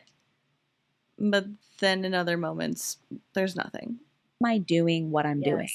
I ask myself that all the time, especially like in dating, you know, why am I wanting to ask this question, or why did I do this, or why did I say that? You know, is it because I want love and affection from this person? Or the same way in friends, you know, why did I feel like I had to say that or do that? Is it because I feel like I need love and affection right now? Like I'm earning my love. A lot of people pleasing is you from your childhood. You never got love, so you're having to earn love and affection. And so I think in that case, if you know that, you can have grace for yourself and not feel shame or guilt from being that way, because that's just your little girl wounded self who never was really fully loved. And so you're like fiending from that in your adult life. So be gentle and have grace for yourself. That's something that I'm having to learn. I think that that's so important for us to learn and be aware of and grow in. Yeah. Because some of the things, so for me, it's like fear of missing out. I have like major FOMO. And so it's like I was attaching what would fall under like people pleasing to like friendships, because I've never had like deep friendships before. And so now that God has put so many amazing women in my life, the other day, it's like somebody was like, hey, like, can you hang out? You know, they gave me options like Friday, Saturday, Sunday. And normally I would have just been immediately yes, like not even looked at my calendar, not even anything, because I think I would think that if I do not say yes, you're going to move on from the friendship. You're not going to ask anymore. I'm not valuable to you anymore. Oh, wow. If I don't say yes to certain things, instead of being so secure and knowing that, you know, God does provide friendships, and something that you do what's best for you is not going to take that away. And so I looked at my schedule, and Beckham's Easter production is Friday night and Saturday night. And we started a new tradition going with our friend to her church, since they have Saturday night church. And then Sunday is family night. So I didn't have availability, but before I would have like made it work, like having to miss something else that and then it's just like, no, what is best for me is I already have plans to do this. That doesn't mean I even love you less. That literally means that this week our schedules don't line up. Yeah, and that's okay. And that's okay. And no is okay. No it's is okay good. to say no, because when you say no to something, that means you say yes to something else. So the last question here is, what have you learned about boundaries and friendship with purpose? I feel like this is like a two-part thing. So boundaries is also good with like what you know your friendship is called to. So the communication, like knowing where your friendship stands, like making the time to have talks when something comes up.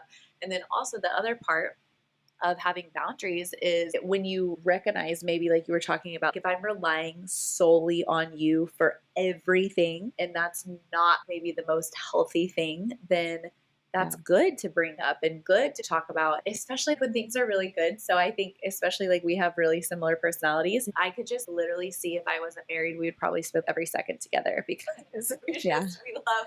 She'd be my roommate and we would have the most fun, but also it would get annoying maybe for a second.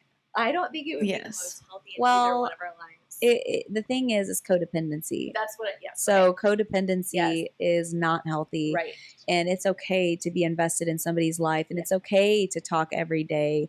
But I think if you have this expectation of, oh my gosh, she didn't text me back, and like, why isn't she texting me all day anymore? Or like, that can just become so possessive and so codependent. Right. So boundaries, it just really depends on the friendship. It depends on how you are versus how your friend is and what they want to share in the relationship and what they don't. And some friends don't want to share what they're doing every second of the day, and other friends are okay with that. And so we know that. We know. Why are you laughing? Okay, this is like, finding out about yourself. It did not dawn on me until Kelly, like literally, like it was you and Rachel, you both in the same week, literally told me, why didn't you tell me that? And I was like, I don't know. Like, what? I don't know. I literally don't know why I didn't tell you that. Like, because she had like a big, like life-changing event, something like, oh, we have a roommate now. And I was like, what? Like, I thought we were best friends. Like, you're just going to casually mention one day you have a roommate. I was like, you want to know that? I'm like, yeah, I want to know that. So are she talking about how they didn't know that Farron had a dog? Is that what you're talking about? Because I feel like that's a storyline in their friendship. I feel like I remember seeing that somewhere. And to me, I was like, y'all are always together. And your friends, your best friends, your sisters, didn't know that you had a dog? What is happening? So understanding that like could have been a place where the enemy got in and lying and saying she doesn't care about you, she doesn't share things with you, and it's like silly. No, she probably doesn't care about the dog. Poor thing, but like she probably doesn't care that much about the dog.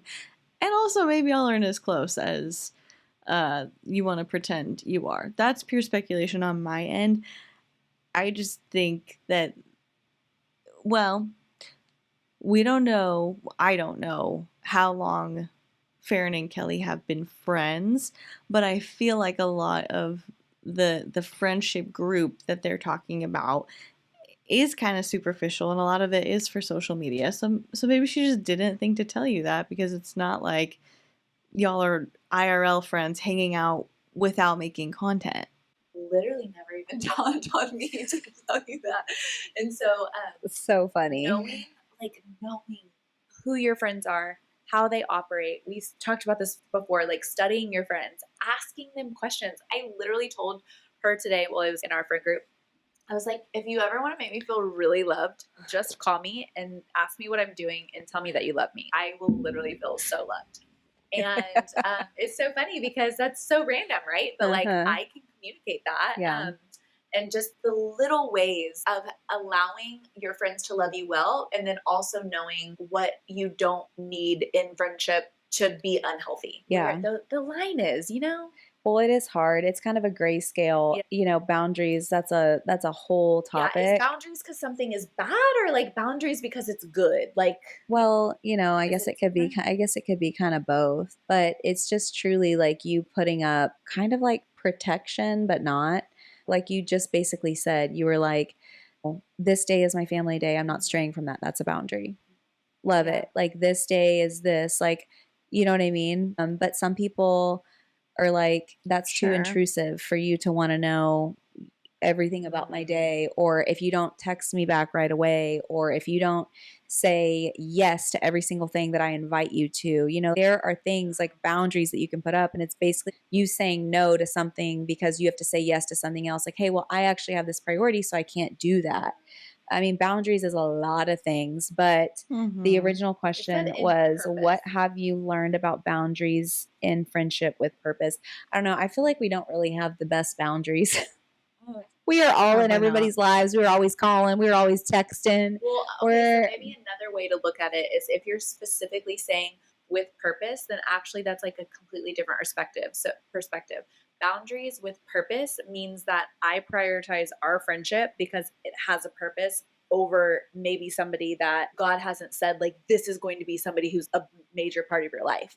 So like did that right when you Mm, read that it like kind of like flipped. Like boundaries with purpose means that I am taking accounts of what relationships in my life and I'm saying I'm prioritizing these people and yeah. that's a boundary. Yeah. Like does that I mean, maybe it could, but I'm like, when you were just talking, I was thinking about one of our friends just had a baby and she laid out boundaries. Like, we are besties and we talk all the time, every day. But she had boundaries of like, you know, I don't want anybody in the birthing room but me and my husband. And we're like, okay, love it. That's a boundary, you know?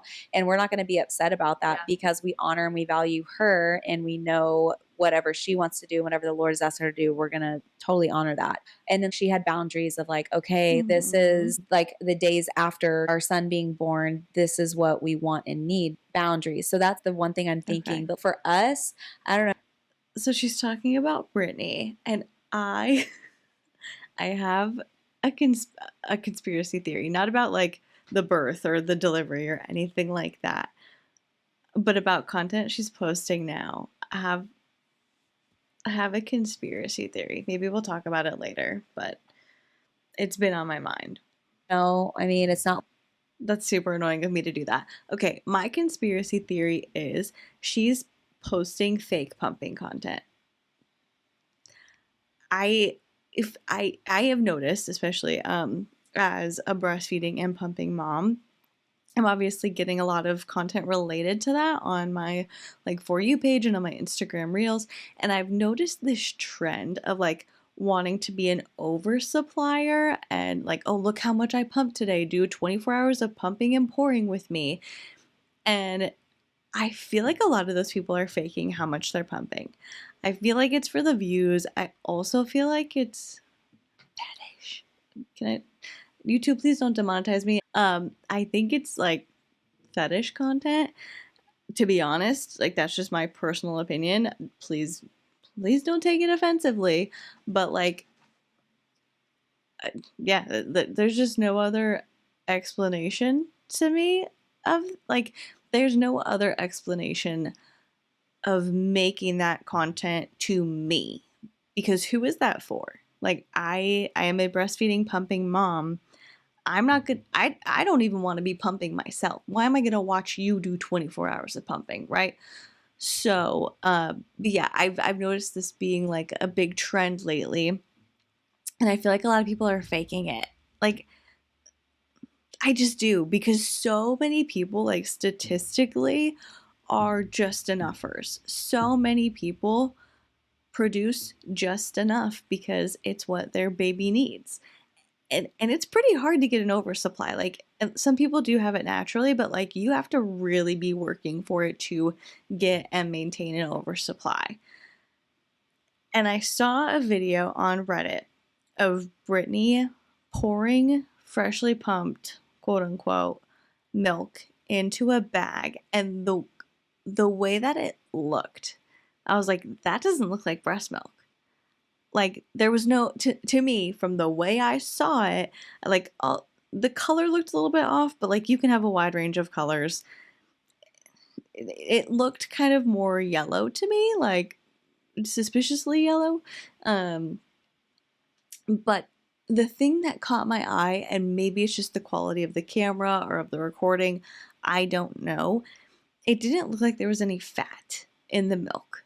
Like the way that she poured it, there was not the type of residue in her pump that I would have expected to see.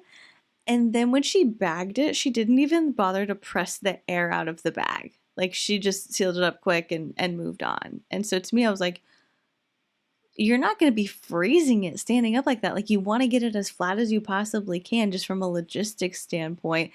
Like you should care about getting the air out of that bag. I could be totally wrong. I could be way off base here, but seeing that video, I was like, that seems a little bit suspicious. Like we just like, okay, after midnight or after like 9 o'clock, we're done talking. I just like don't respond to your texts after a certain, like if I'm tired and I'm going to bed, I don't respond to your texts. But I'm trying to think of ways we've actually put up boundaries with each other, because I don't know how many of them that we've had. I mean, we've had conversations of like, you know, just. Yeah.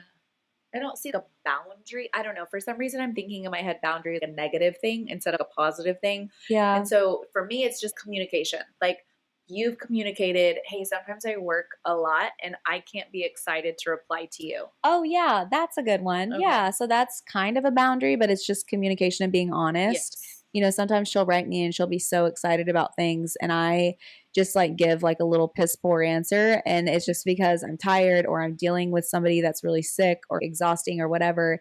And then she is like, you know, well, wait, I just said this thing, and like, why didn't you basically respond like happier? And I'm like, okay, well, this is why. So I did say that to you, like, hey, maybe sometimes you won't get text messages while I'm at work. And I've said that to like all my friends, like, hey, you guys can send messages, but I'm just letting y'all know I'm not going to be responding when I'm at work. Yeah. So I guess that's technically Probably a boundary. for the best. Great, just in general communication. Yeah. What do you need? What do you realize about you that would be helpful for your friends to know? Yeah. What do you like that we do? What do you don't like that we do? Yes. Yeah. You know, those conversations of like, hey, has there been anything that like you don't love, you know, that I do? Or I don't even think we've ever asked each other. Yeah, we have, because I'm remembering one thing that I don't remember what I said about you, but I remember what you said about me. What did I say? Yeah, you said you didn't like it because I can be negative sometimes. And then I asked you, but I don't remember what I said about you. Asked me, and I don't remember what I said about you. No, there was something that I said. I did tell you one time in church, you come up to me and I'm literally encountering Jesus, and she's just like coming up to me and talking to me, and I'm like, hello. I'm like, I'm in my space right now. Like, let me be with Jesus. I want to tell you something. See, boundary. You know, boundary. I'm worshiping, and I do. I literally have so many thoughts. I want to tell Kelly right now, but she's freaking worshiping. God like, forbid. Shouldn't you be worshiping our King too? Like, what's going on? We already had this conversation. I do not best connect with God through adoration. Okay, and I do. So that's putting that's why I don't talk to you during worship anymore, because it's so hard. So yeah, freaking boundary. And that's so annoying. Boundary created. Well, I'm just thinking about like the people around them. Like, Farron, what are you doing? How are you trying to communicate with Kelly during worship? Are you talking super loud? Are you constantly leaning over? Like, are you being a distraction to not just Kelly, but other people? Ugh. That's hilarious. Yeah, this is a real raw moment in our friendship, and it's good. I have grown so much over the years with every friend that the Lord has brought into my life, but especially with this one. It's good. I've had to grow. We've had to communicate a lot. We've had to talk about a lot of things that are uncomfortable. Okay, it is so crazy. So we're actually like, we're very similar, but we're very similar, different. but like very different. It's so weird. It is very weird. It's really weird. Are you very similar? We're the only ones in our friend group that kind of like stuff happens and then we have to process and come back together and have like come to Jesus meetings. Yes. Like, yo, you really hurt my feelings. Yes. It's so funny, but same. You Mm-hmm. have helped me grow so much through challenges or things I didn't know or things that like I had to process. Like, what the heck? Mm-hmm. And I've never experienced that in friendship before, but we've talked about how grateful we are because in that it was really cool. I actually was so wrecked by this moment. So we had a thing and then we were talking about the thing and processing and communicating. And it was like, I'm sorry for the way I said that and the way that made you feel. And then literally the next day at church, our pastor was like, if you've ever hurt anybody with your words, this is like a repentance moment. And so maybe people that we don't talk to anymore, like we got to process that moment, but we had just done that moment with each other on our own. And I was like, that is so freaking cool. Yeah, because we're spirit led and the Lord is teaching us, and it's not always easy to humble yourself, but you just do it because that's who we're called to be, you know? So so we've grown a lot. Purpose, we can see the end result. It would be destroyed with offense. Oh, and letting 100%. the enemy lie about all the things that goes on in your head. It wouldn't last without communication. Yeah, if you know that. I mean, that goes for any relationship. Like, yes, of course, they're both Christian, and so they're going to be looking at and this is a Christian podcast, so they're going to be looking at everything through that lens. But I think just as a general concept, like, good relationships form from conflict. That's how you get to like the deeper connection and the trust, is by facing a time when you guys disagree or when somebody hurts somebody else's feelings and being able to communicate about it in a healthy way and move on. Like, that's when you get to the good stuff. Like, God is asking you to do something with a friend that's long term. You're not just going to be like, okay, like, bye. No, you have to walk through things. And honestly, friendship is a choice, just like marriage is a choice. Love is a choice. And we have to constantly humble ourselves. But it's so funny because I think you and me, we're highly emotional and we are highly confrontational.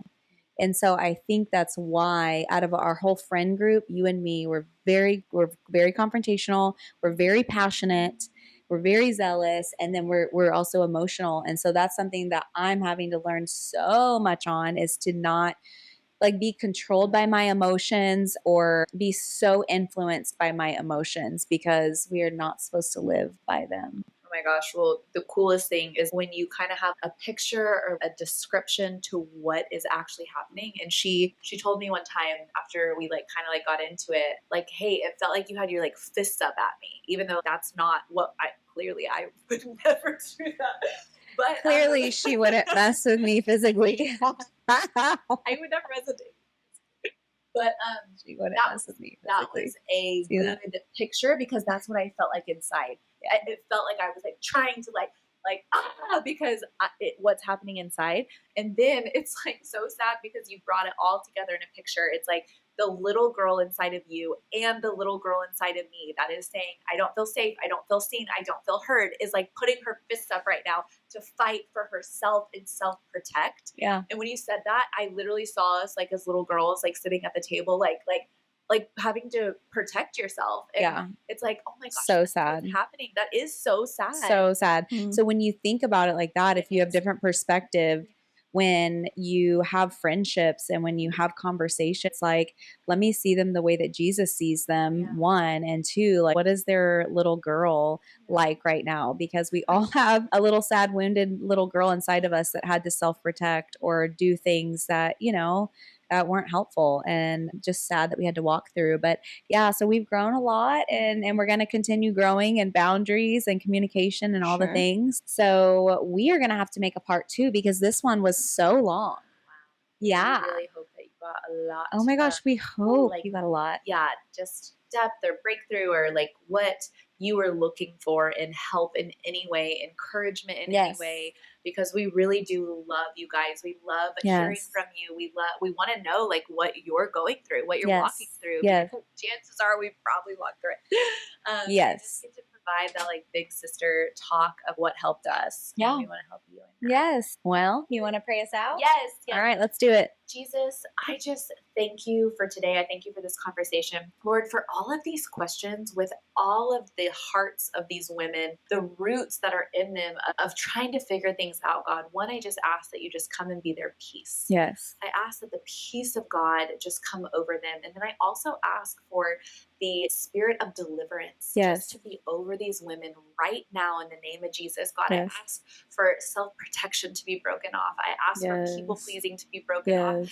I ask for fear and anxiety to be broken off of them in Jesus' name. Yes. God, I thank you that you are the answer to everything. I thank you that when we don't understand, you give us peace. I thank you that you are revealing constantly your perspective, your ways, the way that you designed things, that we can find comfort in, and just a knowing of who you are and trusting you and your character, that what you're doing in us is for a reason and a purpose, God. And Lord, I just pray for any woman who doesn't know their purpose, that you would reveal it to them, God. I pray that you would give them dreams and visions of what they are purposed to do, God. I pray that whatever realm that they're called to, that you would make it so evident in their lives. I see like women, almost like some people coming up to you and being like, oh my gosh, do you have a cookbook or do you have a cooking show? Like, so whatever these passions are, I just ask that you make it so evidently clear in their lives that they are called to a space, they are called to a people, they are called to build, that they're called to start a business, and that you have purposed them in that, and you want to see their dreams come forth. And so I just thank you for clarity. I thank you for confirmations. And we just bless them, Lord. Bless them in their relationships and their friendships, God. Give them direction and what they're supposed to do in friendships and pruning and communication and being a better friend, and also communicating their needs. We just love you guys, and we love you, Jesus, and we pray this and seal it with the blood of Jesus in Jesus' name. Amen. As you were praying, I heard the verse that said, you seek me and I will give you the desires of your heart. So I just felt like maybe someone was like, well, what desires do I have? I don't even know what desires I have. But if you seek him, he will give you those desires. Good. Yeah. So good. Yes. Well, we'll see you on the next episode. Bye. Bye. Okay, that was really interesting because I thought there was going to be a lot more that I would be pushing back on, but I feel like the questions that were asked didn't necessarily lend themselves to that. Based on the questions that were asked, I'm not super surprised that I agreed with a lot of what they said. But they did do a part 2. Let me know if you want me to react to that or any other episode of their podcast. Thanks for hanging out with me. Thank you for sticking it out through all the chaos, through the life updates. If you have any comments, questions, concerns, you can leave a comment in the comment section down below if you're watching this on YouTube. And while you're doing that, if you would consider liking this video or subscribing to my channel, that would be incredible. And if you are listening to the podcast, you can leave a comment on this particular episode. And while you were doing that, if you would consider leaving the podcast a rating or a review, that would be incredible too. If you have done any of those things already, thank you so much. I am so appreciative of you. And I love being able to just sit here, hang out with you, and talk about whatever. Thank you so much for watching or listening. Please be kind to people, and I will see you in the next one. Bye.